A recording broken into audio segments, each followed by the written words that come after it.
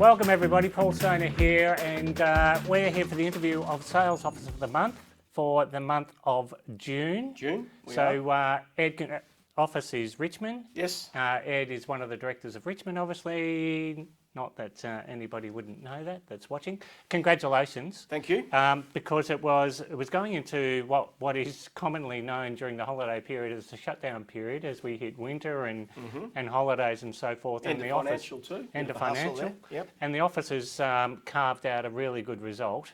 And there's a few things that go into that because you went away for a little bit of it, and we'll talk about the team and what they've done, and a few other people went away. So momentum here is probably one of the key things to talk about because it continued with people going away. Well, through June, myself, as we just touched on, Russell was away for a certain period, and Julie Taylor was away as well. Yep. So pretty much Andrew ran the numbers on the WhatsApp group, kept everyone motivated from there as we closed out the financial year. But a credit to the team because some of the younger guys stepped up and really took their opportunity. Yeah. So likes of Steve Harris in Julie's team, you've got Brittany in Emily's team, who doesn't get a lot of credit, but real workhorse behind the scenes. Phoebe and Ethan in my team as well did really well, and Iggy pops up, Ignacio with a couple of sales in there as well. Yeah. So I reckon they really took their opportunity, and it's really good for their confidence. So a few things going on. Holidays. Yes. Your batteries were recharged when you had your holiday and came back.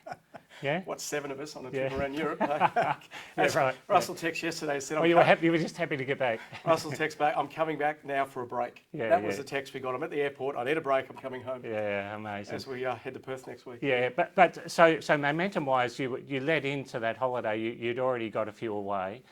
For the direct team, so we ended up selling 8 for our direct team for June. There were 4 on the board. There were 3 auctions on that Saturday just before. Yep. And then Ethan sold a townhouse in Adelaide Street on the Tuesday night. Then I went away on the Thursday. Yeah. But with the UK time frame, it's actually good. You can get up, you clear all your emails, you chat to the guys, you have your day off to explore and do your travelling, and then you can log back in at night as well. Yeah. But it was all run by the guys and the team. Lots of valuations, lots of appraisals they did. Look, there's a couple of examples. 42 Elm Grove that Steve and Russell ran. They had about 300 people. Well, they're the numbers according to Russell, so you probably half that, to be fair, of an auction in Elm Grove. Didn't end up selling. They got it straight back into an Expressions of Interest campaign. And then they've sold that now, just become unconditional yesterday, just under 3 million. Yeah, fantastic. So a couple of really good stories to come out of June. Also, Steve Harris had an apartment in Swan Street. On the Monday before Saturday's auction, the lawyers forgot to order the contract, despite Steve following up, that he tells me. Didn't have any buyers at that stage. I reckon most agents at that point would have cancelled it or converted it to a private sale. Steve held the line. By Thursday, Friday, got some interest late in the week. Having that auction date created the buyer anxiety. So there's a psychological factor ticked. And then no cooling off period as well. Amazing. And sold it. So at this stage, I've got to say congratulations for the team for having different management styles during the period. you can hear some here. Andrew is different, and then you got Russell. So I think everyone's different in their approach, but that's what keeps it really fluid. Yeah. And there's real sort of deal support in the office. We're always, meetings twice a week, always trying to help other agents and so let's teams talk and about that. Sort of thing. What's it taking currently to get all these deals together? Because it is a bit messy. It's very lumpy. Unpredictable, choppy, all those sort of things to describe it. Look, we are setting up, generally speaking, for a 4-week auction campaign, generally speaking. That date can be a bit fluid, depending on where the buyer interest and appetite materialises. Often they're bought, I had 4 auctions when I got back from my trip. I did 1. The other 3 were sold prior by the guys. And I was jumping in, help Russell out and so forth. Because of multiple offers or a serious offer? More than one standout lead buyer that's nudged strategically, more so than competitive tension. Right. Because if you've got multiple, you'll probably take your chance and run it through. Sure. So, more than one buyer, that certainty, locking it down ahead of the auction itself. And owners are across things. They really want that to happen as well. But having said that, and look, at times we may have to tweak the price guide and then maybe push the campaign out a week or 2. Right. There's no point in pushing it out unless you have a price alignment. So this is the benefit of digital, right? Things are liquid. You're not putting auction dates on boards anymore, are you? No, some team members are. But there's overlay stickers all the time. That Yep. gets messy. We Yep. actually don't in our direct team, and I think a couple of others do. Yep. And it's just online. Yeah. We don't actually have them on the brochure either. On Yeah. the information sheet, we do. Yeah. Because Okay. they're done more in-house. Yeah. So that date's a bit fluid, but quite often. And how you we find bring that? So it's obviously one of the major questions that people are asking you when they come to the property. So when is the auction going to be? Well, it's on the information sheet, which is in the property, Yeah. Okay. and the date's online. Yeah. To be honest, it's only a couple of neighbours Yeah. that may ask about it. Oh, okay. And there's Yeah. boards and flags out and stuff, obviously, the day of the auction. Yeah. So it's actually, we probably think it's far more productive not to have it, which sounds a bit counterproductive. Yeah. But I think it's working quite well. Your contracts are ready day one? Despite the example earlier. Yes. So generally a 4-week auction campaign. Yeah. The other option we're doing, and this ties into what you're asking there, Yeah. is a bit of a pre-market launch Yeah. on our website. Yeah. So again, an example, 14 Lesney Street that Phoebe had through June. Mm-hmm. It was tenanted. We got the professional photos from a previous agent's campaign Yeah. through the vendor, uploaded those, had forthcoming auction, Yeah. had our price guide, got our contract, got our building in before you buy, building Yep, inspection before you bid, report. yep. Yeah, no, yeah. Oh, before you buy now. Before Yeah. yep. And didn't actually make it onto the portals. Yeah. Phoebe sold it for the top end of the range, 1,450. Yeah. This had been to auction with a competitor Yeah. a year before. No bids or anything. They had all the vacant, high furniture, all the bells and whistles. Yeah. So the strength of I think the Big and Scott website, and B, now the pre-market platforms, off-market platforms, like ActiPipe. But They're getting better But and you're better. more confident around the data that you've collected. You know that you've met the people that are in the market, Spot on. right? And that's the pitch. it's really powerful. Yep, that's the pitch. The And buyers people want to probably- hear it. Buyers in the network, Yeah, buyers yeah. in the database. Yeah. It's just a matter of trying to create competitive tension if we can. Yeah. I've never actually run an auction campaign purely off market with the advertising Yeah. or just on our website. I reckon that's to come. Yeah. But right now, we've probably got 3 or 4 live examples, one in Type Street. Well, the 47. mixture now, so you've got the Facebook stuff rolling through that as well. So, Yep, so your generates it reach is straight pretty back. good. Yeah. Straight back to the website. So Yeah. the reach and frequency is good. Yeah. And then if we're saving owners, it's $7,000 now for Yeah. the portals. Yeah. We're already that, dollar figure Yeah. or Well, amount ahead. but the bit that I really like about it is that connection with the vendors, that you're putting your ass on the line saying, we know the buyers. Chances are Yes. we've met them. Yeah, you got to sell it then, don't you? Or Yeah. at least get a couple Yeah. of offers. And like we've always, you don't do it with every property, No. but you know the ones where there should be some demand. I reckon there's probably, out of the single fronts, 88 Wellington Street, Phoebe sold last Thursday night. Yeah.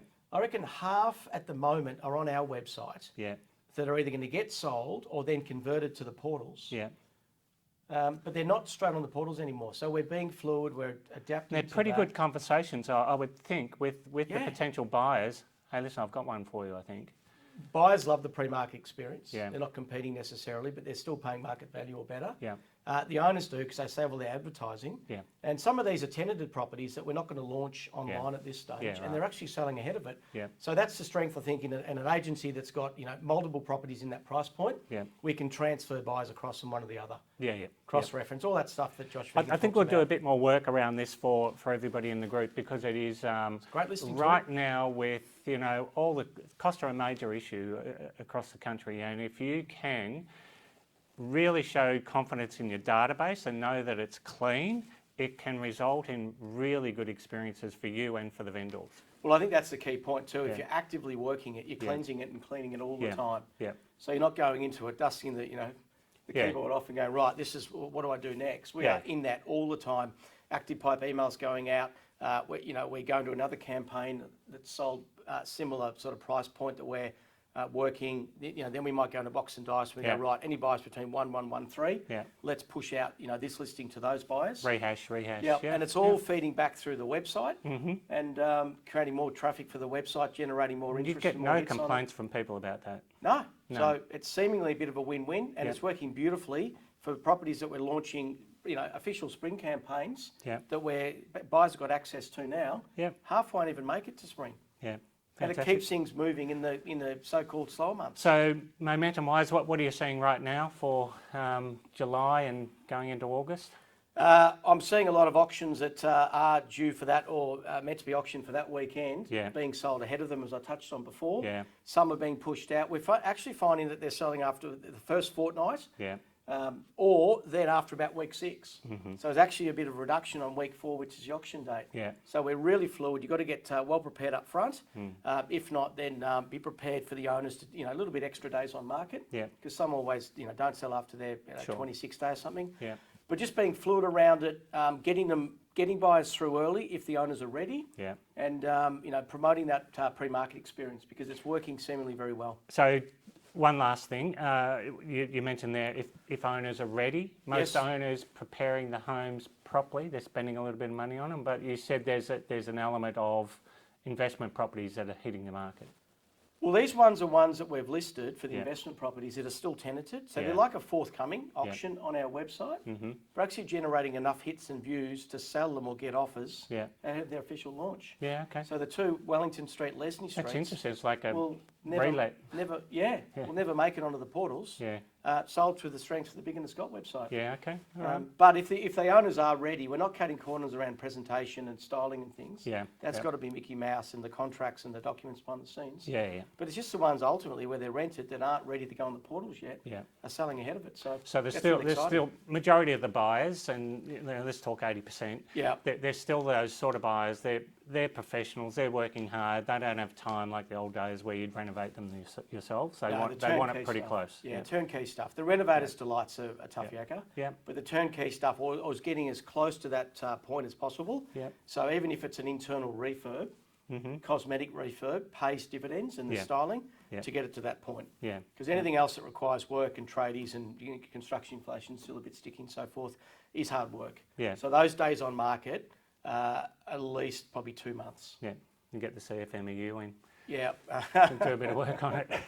Yeah, so turnkey the better, styling, presentation, all that sort of stuff, but selling a lot off our website is probably the key takeaways. Well, congratulations to the team. Yep. Congratulations, Ed. Thank you. Good to see. I haven't seen you since you got back, so well done. Very good. And keep it up, guys. You like my suntan? Yeah. It's definitely UK tan. Thank you. Cheers, everyone. Welcome to Mercedes-Benz Toorak. Here at the Home of Luxury, our friendly and knowledgeable team are here to showcase and demonstrate to you the Mercedes-Benz of your dreams. With a remarkable range of demonstrator vehicles here on site in Toorak, why would you choose to buy your next Mercedes-Benz anywhere else? Bookings are essential to secure your VIP test drive experience this weekend, so reach out now. We look forward to welcoming you to Mercedes-Benz Toorak, the Home of Luxury.